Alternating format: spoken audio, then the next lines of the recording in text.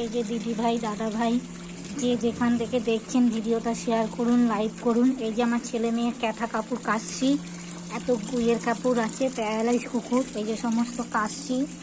দিদি ভাই দাদা ভাই যে যেখান থেকে, ভাই বোন যে যেখান থেকে দেখছেন তো আমার সব প্যারালাইজ কুকুরের ক্যাথা কাপড় সব কাচছি। এই যে কালকে রাত্রিরে কেচেছি, মানে এখন তুলেছি, শুকুর দিয়েছি সমস্ত দিদি ভাই দাদা ভাই। এই যে আমার মেয়ে রানী, পাতা নেই, আপনাদের দেখুন, এই দেখুন ক্যাটা কাপড় সমস্ত কাচছি কলে জলে।